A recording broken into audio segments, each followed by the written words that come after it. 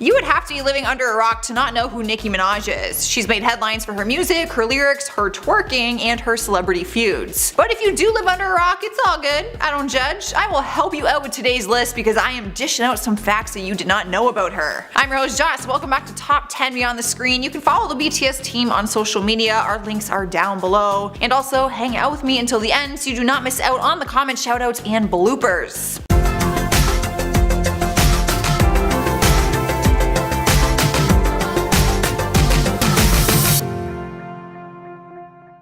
Starting off with list number 10 is her real name, the reason she changed it, and why she hates it. It's common for artists to change the real name to something that works better as a stage name, but normally it's by choice and they pick one that they really like. Nicki's real name is Onika Tanya Minaj. Not exactly a boring name. I actually really like it. She claims that she didn't want to change her name, but said that her record label forced her to. They chose Minaj because it was close to Mirage and it would feel like she's keeping part of her surname. But she doesn't feel that way at all. She actually hates the name change.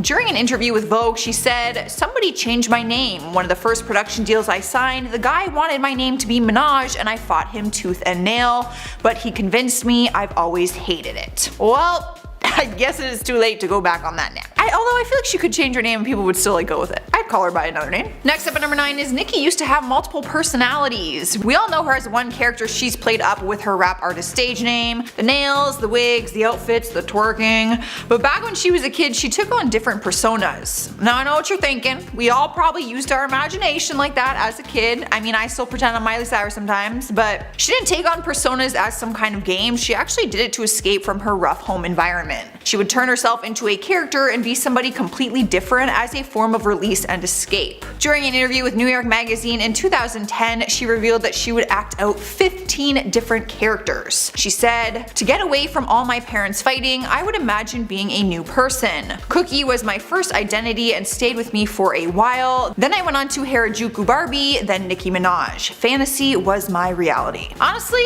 sometimes you just gotta do what you gotta do to get through something. So whatever, I'm cool with it. Sliding to the number 8 spot is she was fired from her first job.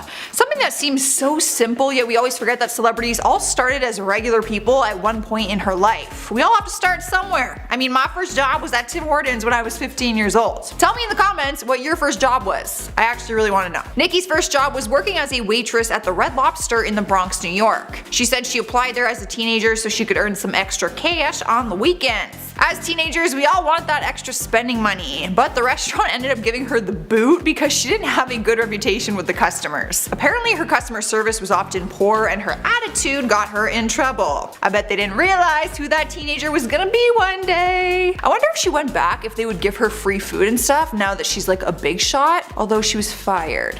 So I'm not really sure. Cruising into the number 7 spot is she was discovered through MySpace.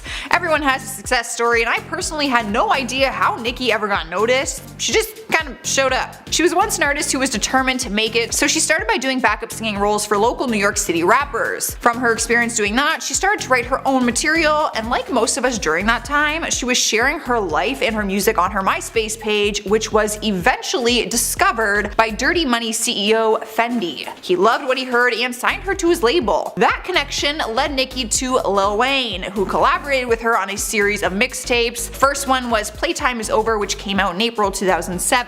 They released a few mixtapes over the next couple of years before she signed to Lil Wayne's Young Money label in August 2009. She was actually the first ever female artist on his label, and basically the rest is history. Long story short, she became a big star after that. So never underestimate the power of sharing your talents on social media. You never know who's watching. I'm gonna start putting my bird calls on there.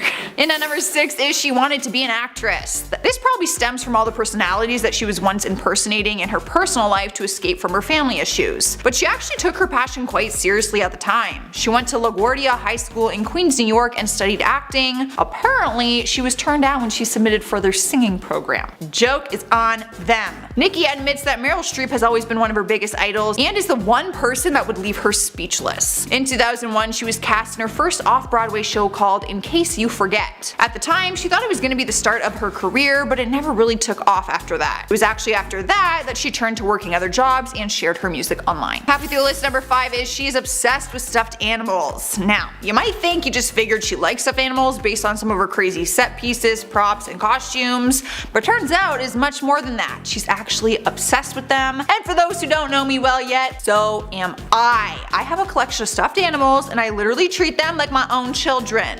So basically, all I'm saying is, Nicki, I can relate. The 36-year-old has a few monkey stuffed animals that she carries around and also treats them like her kids. During an interview, she confessed that she carries 7 stuffed animals around with her whenever she travels long distances. She openly admitted that she will even have a conversation with them when she's alone. I do that too. I sound like a psychopath right now. One time, she lost her favorite pink stuffed monkey named Oscar at the airport, and she offered a $50,000 reward if anyone found him. Tell me she's not obsessed. This is a real sickness, y'all, and I have it. I would literally cry physical tears if anything happened to my stuffed animals. I would probably cry over my stuffed animals more than my actual dog. And like, I'm not even kidding. That's so messed up. Here we are, number 4, with where she was born. Most people think she was born in New York because that is where she spent most of her life growing up. But turns out she was actually born on December 8th, 1982 in St. James, Trinidad and Tobago, and moved to New York with her family when she was just 5 years old.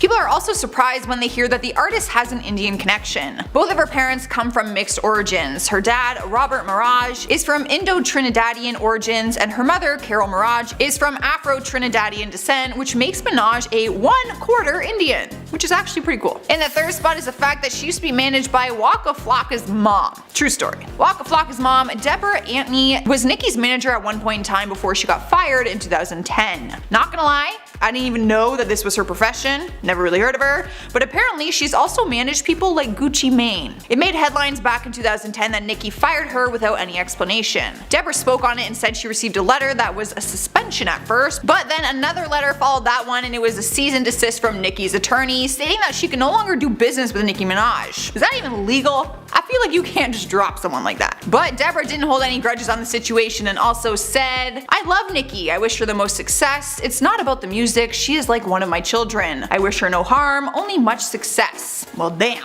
She handled that a lot better than I would have probably. In spot number 2 is her cousin was shot and killed. Like everyone else, Nicki has faced loss in her own personal life, and although the story made headlines, most people never knew it happened or they've completely forgotten about it. It was in July 2011 when Nicki took it to Twitter to tell her fans that her cousin Nicholas was murdered near his home in Brooklyn, New York. Police had found the 27-year-old with multiple gunshot wounds to his upper torso. It was later revealed that they believed he was murdered because of a case of mistaken identity. They didn't think he was the intended victim of the shooting, as he was not known to mix with gang members. This loss has made Nicki passionate about fighting for gun laws and people's rights, and since the incident she has gone on to use it as a very positive thing. Gotta give her credit where credit is due. That would be really tough to overcome. In the number 1 spot is the story behind The Boy. Taylor Swift has shown us that all artists will sometimes use their own personal experience to come up with lyrics to their songs, and Nicki's song The Boy does just that. But it is not about some ex-boyfriend of hers. It was actually inspired by the domestic violence she witnessed in her home as a kid. Her dad would physically abuse her mother, and at one point he actually tried to burn down their house. Like, legit. After the incident, Nicki went to live with her grandmother as a way to protect her. Nicki openly talks about her past and says it is the reason why she wants women to feel empowered. She is a huge advocate for women's rights, and although her grandmother was the one who brought her up, she does remain very close with her mom still. You can actually watch her documentary called Queen to see her open up about the abusive home she grew up in. I've actually watched some parts of it, and it's honestly crazy to see her in such a different light than what we see her in the media. Alright guys, that is our list for today. Give it a thumbs up if you liked it, and let me know if you knew these facts or not. While you do that, let's check out some comments from some of my other videos. Kelly Savage says, "Jocelyn, you are the best. I love your upbeat, cheery personality. Keep up the great work."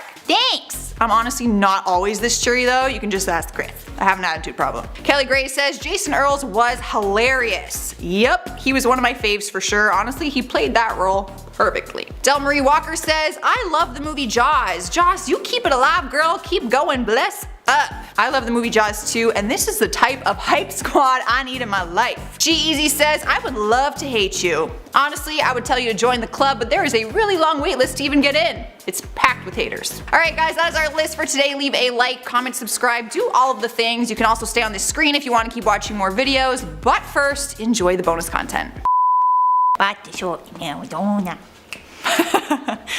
From like the section. I like it. trumpet. I can make bird calls, I have a new talent. God, someone hire me. Starting off but then another letter, why can't I say another letter? What the